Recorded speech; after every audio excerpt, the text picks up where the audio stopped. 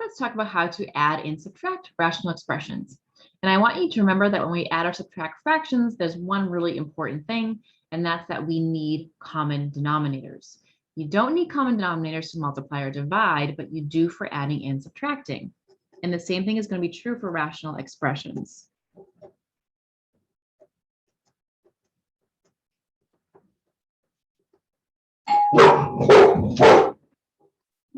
Sorry, guys. Hang on one second. All right, let's keep going. Sorry about that. So we need common denominators. So think about a regular fraction problem. If you had common denominators already, maybe you had 2/3 plus 1/3, then you can just add and keep the denominator, right? 2 plus 1 over 3, that becomes 3 over 3, and then you can simplify, we get just 1 here. Or if you're subtracting, let's say you have 4/5 minus 2/5. Well, 4 minus 2 would go in the numerator and you keep your denominator. So if you have the same denominator, it's pretty straightforward to add or subtract. And the same is true for rational expressions. So for instance, if you had something like 2x over x plus 1 plus 5 over x plus 1, right? I already have the same denominator, so I can just put my numerators together and I keep my denominator. Now, if you can simplify, you would. There's nothing to factor here. I don't see any factors in common, so this would be done. Or if you're subtracting, I'll just use the same denominator. Let's say I had something like x plus 3 over x plus 1 minus 4x plus 5 over x plus 1. Again, you already have that denominator here, so we can just subtract. Now, you do want to be careful when you have subtraction, because that subtraction does have to get distributed to the next expression. So you have x plus 3, and then it's minus 4x and minus 5. So x minus 4x is negative 3x. 3 minus 5 is negative 2 over x plus 1. Nothing to really do here. I suppose I could take a negative out, but it doesn't really help me because I don't have a negative in the denominator to cancel with. So this would be our final result here. And you do want to keep in mind still your domain. So in all of these cases, I have the same denominator. So I have to make sure that x plus 1 is not 0. So you do need to exclude that negative 1 value from your domain here. So in interval notation, negative infinity to negative 1, and then negative 1 to positive infinity. Using those parentheses, we can skip over that negative 1. Or in set notation, we're just going to exclude negative 1 here.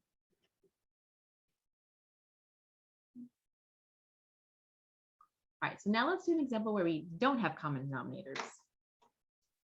And I'll start with the fraction one first. So let's say you have 1/5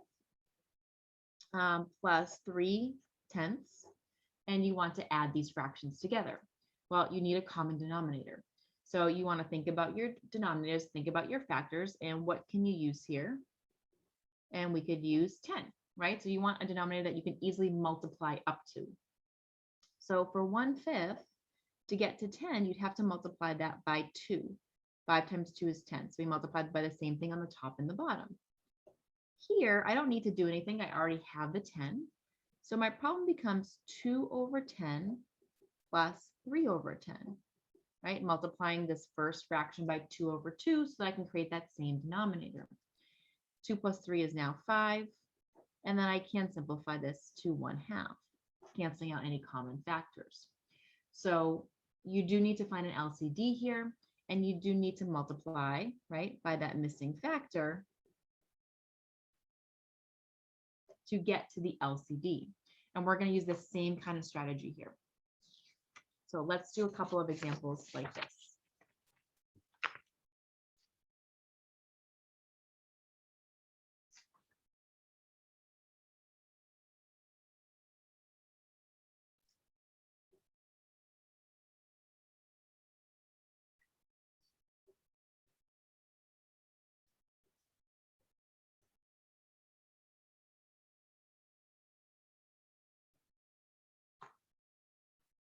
So here I have 3 over x plus 1 minus 5 over x minus 4. And I definitely have different denominators. So I cannot just go in and just add or subtract these. I have to have common denominators here. So with polynomials, the LCD can be a little trickier, right? Because it's not just a regular number. So what I like to do for my LCD is just combine all possible factors for my denominators.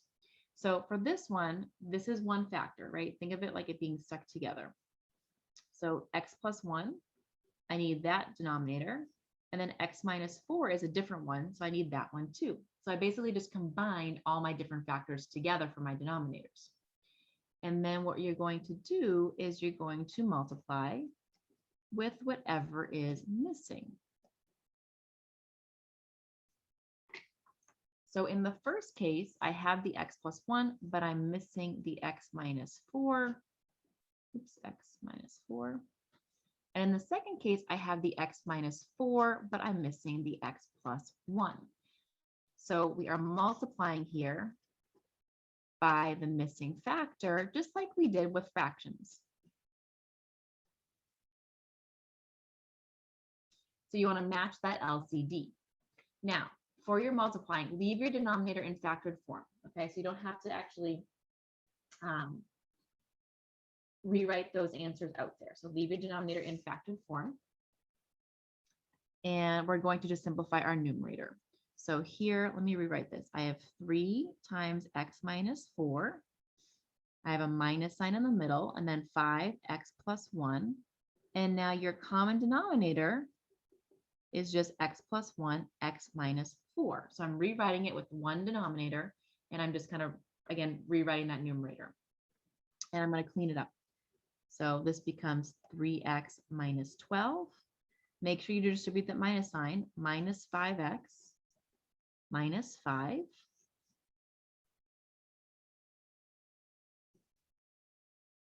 (3x minus 5x is minus 2x or negative 2x. Negative 12 minus 5 is negative 17. Now here, if I could simplify further, I would. So the only thing I can factor out of my numerator is a negative sign, which doesn't really help me too much. So I'm going to leave that as my final answer, but you would want to see if you could keep simplifying to cancel any factors in common. And now I'm done. You do have to be careful here with your domains, right? So we have the same factors or same denominators in all cases here. So you need to make sure that x plus 1 is not 0 and x minus 4 is not 0. So we're going to exclude negative 1 and positive 4 here for our domain.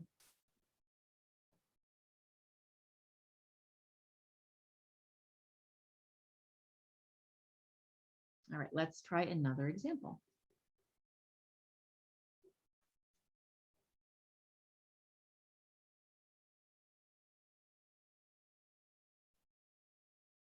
All right, so here, 5 over 6x minus 4 over 9x squared. I have another subtraction problem. I do need to have common denominators. So let's take our time and really think about this. Now, if I have numbers, think about your numbers for a second. I have a 6 and a 9. So if it was just 6 and 9, forget about the x's. What would you use? You would have used 18, right? So we're going to use 18 here. And now I have 1x here and I have 2 x's here. So I do need to make sure I have all factors included. So because I have more x's here, I'm going to make sure I have those 2 x's included in my LCD. Remember, you're always making the LCD either the same or bigger. You should never be taking things away. So I need to make sure all my factors are included. So is there a 6 included in 18? Yes, right? 6 times 3 is 18.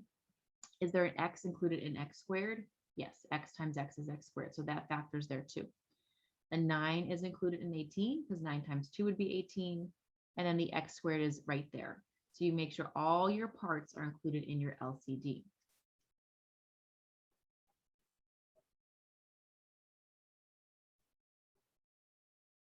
And now you need to multiply by what is missing. So remember, your goal is to get to the 18x squared. So if I have 6 and I want 18, I'm missing a factor of 3. I have an x, but I need an x squared, so I'm missing a factor of x. Here, I I have the x squared piece, but I need an 18, so I'm missing a factor of 2.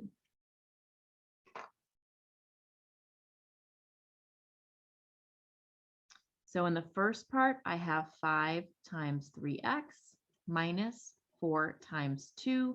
And then my denominator here is just that 18x squared. It's just your LCD. So this becomes 15x minus 8 over 18x squared.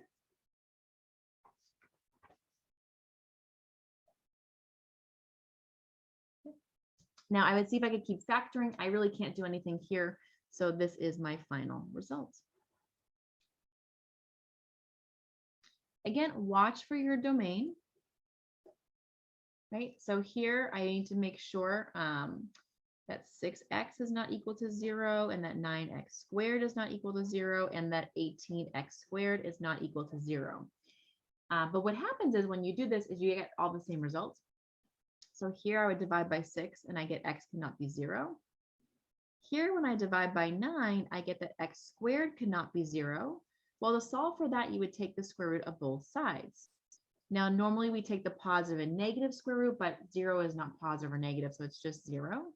And then the same thing's going to happen here. You divide by 18, you take the square root, and again, you're excluding 0. So actually, there's only one value I have to exclude here, and that is that value of 0 for my domain.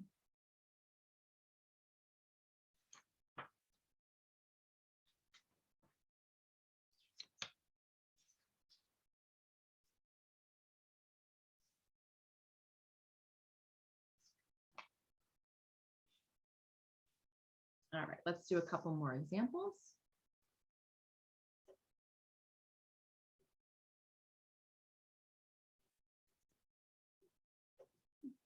Let's say I have 4 over x plus 5. So my LCD here. Now, if there is no denominator, you do have one. There's always a factor of 1 there. So putting these two together, I need a factor of x and a factor of 1. So it's just 1x, or x is fine.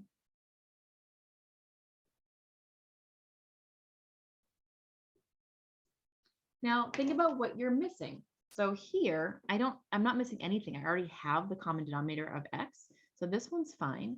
But for here, I only have a factor of 1. I don't have the x. So I do need to multiply by x over x there. And I get 4 plus 5 times x all over my LCD.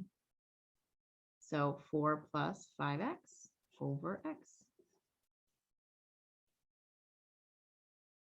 Here, the only real denominator I have is x. So 1, I don't have to worry about being 0 ever. It's just a number. But x can obviously take on different values. So for your domain here, you do need to make sure that x is not 0.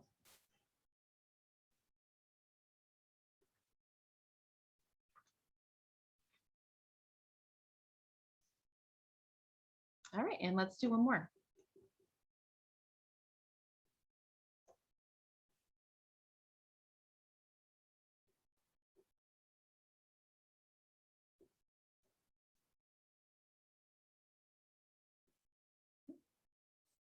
So here we have a harder one. It is adding, and I do see my two denominators. Now, clearly these denominators are not the same, right? They look very different.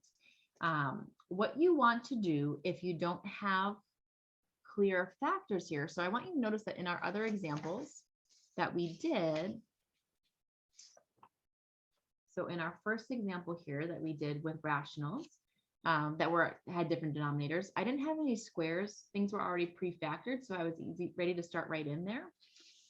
Here, I did have squares, but I had no plus or minuses. So again, I wasn't really factoring there. And even in my last example we just did, very simple denominators. So here we're kicking it up a level. I have a more complicated denominator. So you do want to start by factoring. Always factor those denominators. Again, if you get stuck on rationals, just try factoring and that may jump you in the right direction. So I'm going to rewrite this as having factors first. You don't really have to factor your numerators here. It's just the denominators. So this one is going to factor into x plus 2x minus 1. And then this one's going to factor into x plus 1, x minus 1. So now I can see my factors much more clearly, and now I can write my LCD. So you want to make sure all factors are included. So from the first group, I need a factor of an x plus 2, and I need a factor of an x minus 1. From the second group, I need a factor of an x plus 1, and I need a factor of an x minus 1. Well, I already have one x minus 1 here, so I don't need to write it again. If you already have the correct factor included, then you would write it again. The only exception, like we saw, is if you have something squared, well, then I would need to square that factor as well. It's not just the x, it's x squared here. But if it only occurs one single time in each part, then I only need to write it one time. So this is going to be my LCD. So what you're going to do is you're going to take each of your factors there, or each of your expressions, excuse me, and then we're going to multiply by what we're missing.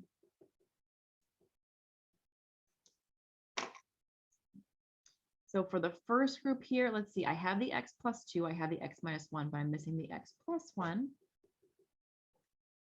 For the second group, I'm missing the x plus 2.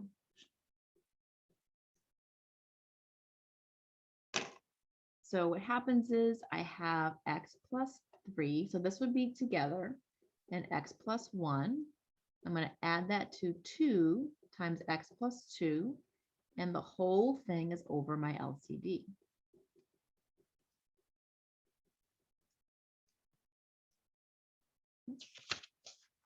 Now I am going to keep simplifying now. So you do have a little bit of work for this one. I am going to multiply out my numerator here. So x times x is x squared. X times 1 is 1x. 3x is going to be in my next term. And then 3 times 1 is 3. And then for the second one, I'm distributing that 2. So I have a 2x plus 4.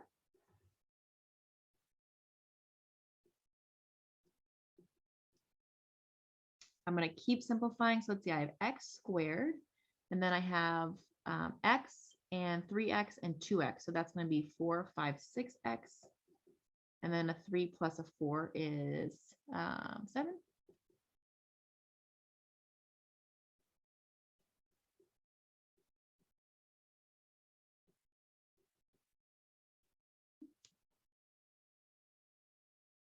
Now, at this point, everything is simplified. You would try to factor the numerator because I do have a square here. So you'd want to try to factor and see if there's anything that you could cancel out. Once in a while, there will be. I would say most times there's probably not, but sometimes there is. If I try factoring this, though, it doesn't actually factor. So if I can't factor it, or if there's no factors in common, then we're going to stop. So this is our final result here. Again, watch your denominators. So if you think about your problem here, I have 3 clear denominators I have to watch out for my domain. So I need to make sure x plus 2 is not 0, x minus 1 is not 0, and x plus 1 is not 0. So x cannot be -2, it cannot be +1, and it cannot be -1 if I solve each of those. And you'd want to see if you missed anything. So if I look at my original denominator here, the factors were x plus 2, x minus 1, and I've already included both of those. If I look at my second denominator, my factors were x plus 1, x minus 1, and I've already included both of those. So if I check my original problem, there's nothing else that I need to exclude. So these are the 3 values.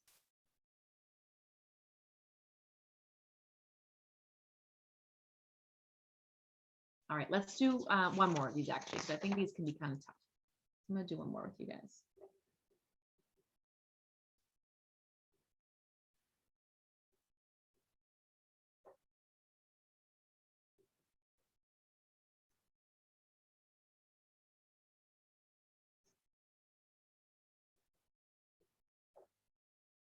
Okay, so here I have a subtraction problem. And again, if you see adding or subtracting, you need common denominators. Here, my denominators are much more complicated. I can't just really see the factors, particularly in this first one. So I am going to have to factor here.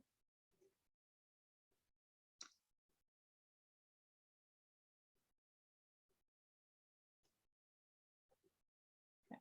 So my first part is going to factor as x minus 5, x minus 5. And then here I can take a 2 out, and then I have 2 times x minus 5.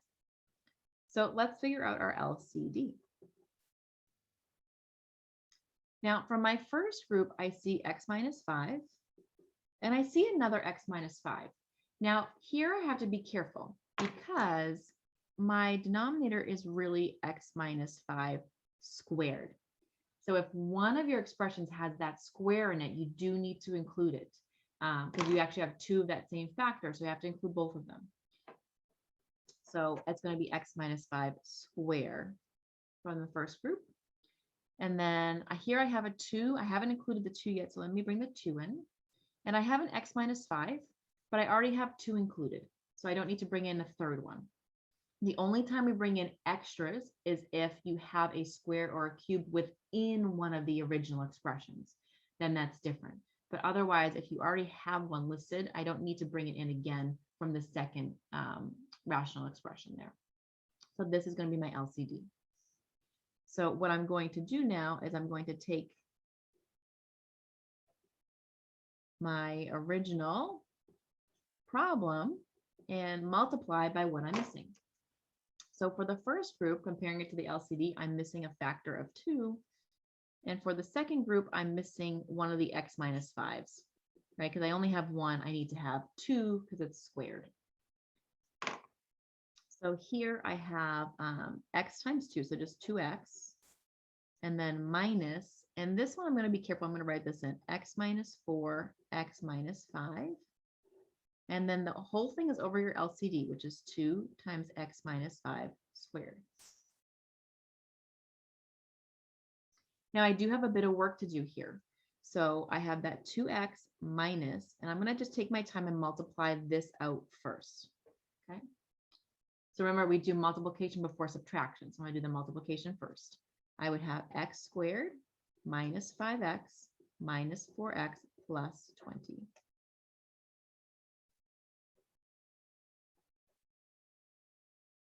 And now I can start distributing that negative to the group.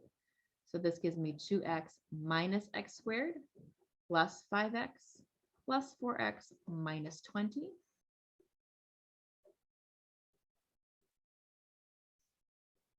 I'm going to keep cleaning up that numerator here. I get negative x squared. Let's see, 2x, 5x, and 4x is going to give me 11x. And then I have that minus 20 all over my LCD.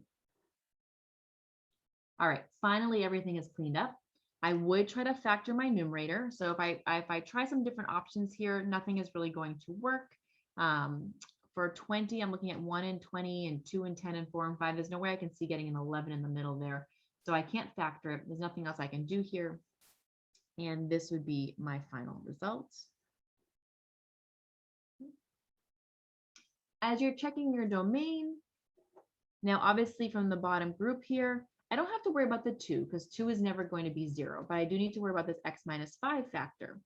So I need to make sure that x minus 5 is not equal to 0.